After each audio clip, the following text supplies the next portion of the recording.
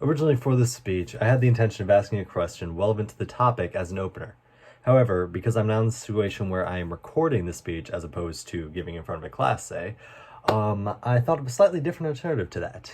Now, to everyone watching, I hope you've had a wonderful day up until this point, and I ask you to give me about 10 minutes of your time, give or take 1 or 2 minutes, depending on how this goes. And I would like to be able to tell you a couple of the Greek myths that I am especially interested in and why you should care about them. Now, you may be wondering, what? This guy was just in the middle of spewing some random crap and suddenly he wants to tell me about Greek myth?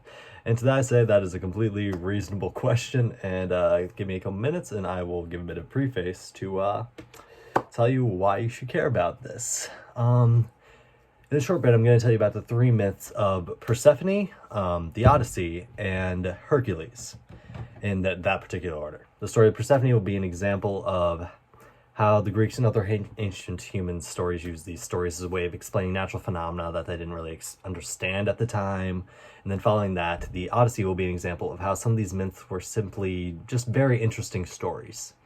Finally, the story of Hercules will be told as an example of how some of these myths still have a bit of a reach today in our current society. To kick off our journey of the fascinating topic that is Greek mythology, allow me to tell you the story of Persephone. This story begins, like many stories of the past, with some backstory. In ancient Greek myth, there is an important goddess named Demeter. She's the goddess who maintains the beauty of nature, spring, and all that jazz. She also happens to have a daughter who is extremely relevant to this story. And that daughter's name is, unsurprisingly, Persephone. And now that the introductions of the characters are out of the way, let's get into the meat of the story. The myth goes as follows. Persephone was out one day when out of nowhere a man in a golden chariot being pulled by 2 dark horses ascends from the ground. Little did Persephone realize that this man was about to change her whole world in a somewhat literal sense. The man standing in front of her was none other than the king of the underworld, the lord of the dead himself, Hades. And he intended to do something kind of surprising to the young goddess in front of him. He intended to abduct her, pretty much, is what I'm getting at. Abduct her and bring her to the underworld to be with him, and that is just what he did. While in the underworld, he then was able to trick Persephone into eating 6 pomegranate seeds. And the food in the underworld actually happens to have a specific rule in Greek myth. And that is anybody who eats the food there is then trapped there for their entire lives. Now, Persephone properly trapped in the underworld, it would seem that the story comes to an end there. However, anybody who thought that completely forgot about her mother, who also happened to be a powerful goddess of nature and all that jazz. Now, after Persephone was kidnapped, her mother fell into a deep depression. She began to neglect her duties, and nature began to become dark, cold, and everything was dying all around the world. So, obviously, someone had to do something, or everybody would die. So, Zeus, the leader of the gods, knew he had to do something. He stepped in and forced Hades to return Persephone to her mother. However, because Persephone had eaten those pomegranate seeds, they couldn't do it permanently. There had to be some rules attached. So she was forced to stay with Hades for 1 month per pomegranate seed she ate, totaling up to 6 months, or about half the year. So about 6 months of the year she's with Hades, and 6 months of the year she's with her mother Demeter. During the 6 months of the year that she is with Hades, the world becomes dark. It's the seasons of fall and winter. Everything's dying, it gets cold, and everybody just wants to stay inside and get out of nature. However, the 6 months where she's with Demeter does her job. She's happy, she makes everything bloom, makes there be flowers, happiness everywhere. And those are the seasons of spring and summer. Now, and that is the end of that story. And the story of Persephone is pretty much how they explain the seasons. Now, moving on from this, I will go on to explain how some of these stories can be used just purely for their entertainment value in the story of the Odyssey. Now, for the story of the Odyssey, I'm going to go into significantly less detail than I went in for the story of Persephone, just because if I went into every single little detail of that story, we would legit be here for upwards of 2 hours probably. So I'm just going to focus on the three main points that I noticed in this story. And that is the point of Odysseus being trapped on the island Calypso, how he actually got to the island Calypso, and the other story that is happening alongside this with the suitors trying to court Odysseus's wife down in their homeland. Now, the story follows Odysseus, a Greek hero who was also in the story of the Iliad following Achilles, if I remember correctly. Now, this all happened directly after the Iliad while Odysseus is on his way home. He ends up getting trapped on an island with a I think it was a nymph called Calypso, who has him trapped there because he pissed the Poseidon, the god of the sea, off when he pretty much blinded one of his children. Now, Odysseus is trapped there, unable to go home, so he just spends every day just wanting to get back to his family as he is forced to lay with Calypso, pretty much.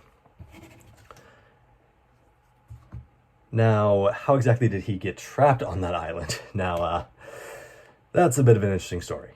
On his way back from the topic of the Iliad of assaulting some city because pretty much some guy was trying to steal another wife, and it's just a bunch of different stuff that doesn't particularly matter to this story overall, but it does as a precursor to it.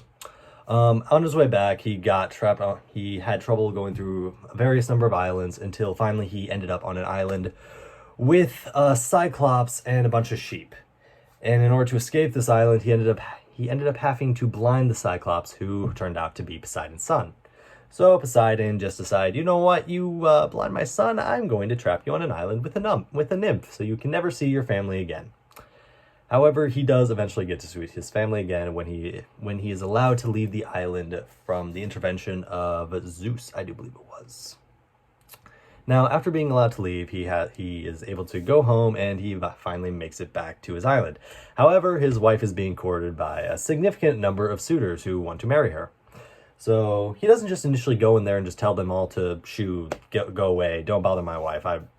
Why, bro? Why are you doing this? Like, she's married. Like, sure, you think I'm dead, but still, you shouldn't be trying to court a widow. What is wrong with you? No, instead he decides to disguise himself as an old man, get in, see what all's going on, until eventually he reveals himself and slaughters the entirety of the suitors. After he does that, he's pretty much able to just get back with his wife, and everything turns out happily ever after. It's an interesting story that I recommend that everybody who is even remotely interested in Greek myth actually reads, and that's about it that I can say right now without spoiling too much or just going into too much detail. Now, the Odyssey is more of just a story about entertainment. Now I would like to go and talk about Hercules, which is going to be a story about how Greek myth is still relevant to today. Now, for the final story, I'm going to be going over the story of Hercules. This one starts out fairly simple. Hercules was born as the son of Zeus. However, he was kidnapped. He was kidnapped shortly after his birth, turned into a mortal, and trapped in the mortal world, where he is adopted by two mortal human beings. After he grows up, he discovers that he is actually the son of Zeus, and he needs to overcome a bunch of trials in order to prove his worth as a hero, pretty much. Now, after proving all these trials, he figures out that he become a hero, yada yada, and most of us know this story. Now, but what I want to talk about is actually its relevance to today.